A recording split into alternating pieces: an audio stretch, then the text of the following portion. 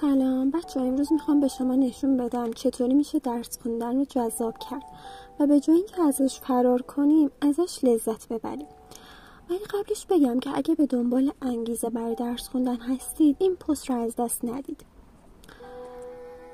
خب منم مثل شما وقتی به درس خوندن فکر میکنم بیشتر از همه خواب و استراحت به ذهنم میاد، ولی امروز میخوام با شما چند تا تکنیک ساده ولی کارآمد رو به اشتراک بذارم که کمک میکنه درس خوندن رو جذاب کنه. تکنیک اول، ایجاد محیط مناسب. اول از همه باید محیطی بسازید که انگیزه رو بالا ببره. برای مثال من همیشه سعی میکنم فضای اتاقم رو تمیز نگه دارم. این کار خیلی کمک کننده است. تکنیک دوم، تقسیم درس ها. دومین نکته خیلی مهم اینه که درسی که باید بخونید رو به بخش‌های کوچیک‌تر تقسیم کنید.